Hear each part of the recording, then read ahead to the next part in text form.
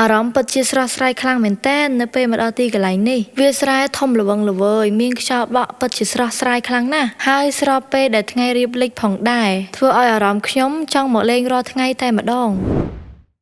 ជំរាបសួរពុកម៉ែបងប្អូនទាំងអស់គ្នាថ្ងៃនេះនាងខ្ញុំនឹងនាំអារម្មណ៍មកស្គាល់ទីកន្លែងមួយពុកម៉ែបងប្អូនគ្រាន់តែកលេចទៅមើលវាលស្រែក៏ដឹងថាសប្បាយយ៉ាងណាដែរតាមស្រូវខៀវខ្ចីនៅលើផ្ទៃដីធំល្វឹងល្វើយចំណែកឯខ្យល់ក៏បក់មកខ្លាំងល្មមគួរសមធ្វើឲ្យអារម្មណ៍ស្រស់ស្រាយខ្លាំងណាស់បើព្រះអាទិត្យវិញបញ្ចេញពន្លឺពណ៌មាសយ៉ាងស្រស់ស្អាតនៅពេលដែលរៀបលិចបានមកម្ដងហើយចិត្តចង់មកម្ដងទៀតនៅពេលនេះដែរនាងខ្ញុំកំពុងតែដើរសម្ដៅទៅបឹងព្រោះស្រែនេះនៅជាប់បឹងស្រាប់នេះគឺជាទិដ្ឋភាពវាលស្រែដែលគេច្រូតហើយដោយប្រើម៉ាស៊ីនហើយស្រូវនៅទីនេះធ្វើបន្តបន្ទាប់គ្នារហូតស្រូវណាទុំមុនគេច្រូតមុនបន្ទាប់មកគេភ្ជួរដីធ្វើឡើងវិញនេះណែអតីតកាលពីក្មេងមិនភ្លេចទេរុក្ខជាតិនេះខុសប្លែកពីគេហាក់បីដូចជាមានសរសៃទាញអញ្ចឹងកាលពីក្មេងខ្ញុំចូលចិត្តយកដៃទៅប៉ះវាលេងណាព្រោះនៅពេលដែលប៉ះវាហើយស្លឹករបស់វាចាប់ផ្ដើមរួញភ្លាម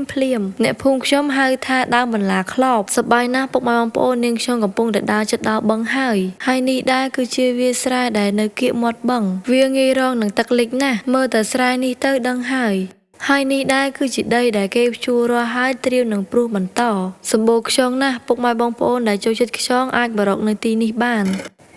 នេះគឺជាសកម្មភាពបងប្រុសរបស់ខ្ញុំដែលគាត់កំពុងបូមទឹកដាក់ស្រែគាត់ប្រើម៉ាស៊ីនបូមទឹកសេរីចាស់មើលទៅគួរឲ្យចាប់អារម្មណ៍ណាស់នេះណែខាងក្រោយនាងខ្ញុំគឺជាបឹងហើយបឹងនេះដែរមានរបស់ហ្វ្រីច្រើនណាស់ពុកម៉ែបងប្អូនអាចបរកខ្យងខ្ចៅលៀសក្រុមត្រីនិងមានច្រើនទៀតចំណែកឯរុក្ខជាតិដែលសម្បូរជាងគេគឺឈូកនិងផ្កាកំប្លោកនេះណែផ្កាកំប្លោកនេះគឺបែរកាត់លុយទេសំខាន់ឲ្យតែពូកែដើរក្នុងផុកបើអ្នកខ្លាចឆ្លើងវិញប្រហែលមិនហ៊ានប្រថុយទេពួកក៏ច្រើនកំប្លោកក៏ក្រាស់រៀងពិបាកដើរបន្តិចតែមើលទៅឃើញច្រើនពេកនាងខ្ញុំទ្រាំពំបានក៏ចុះទៅបេះកម្របានជួបបែបនេះណាផ្កាក៏ច្រើនល្អក៏ល្អ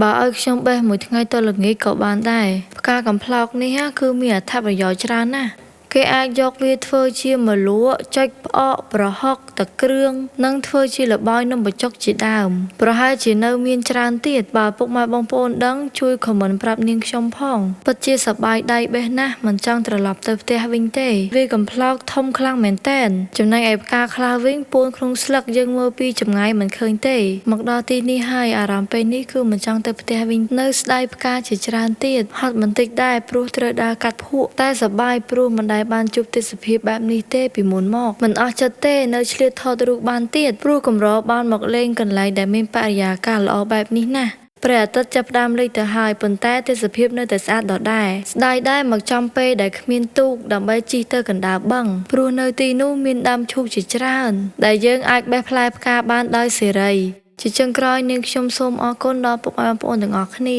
ដែលបានតាមដានវីដេអូនេះរហូតដល់ចប់សូមអរគុណសូមជម្រាបលា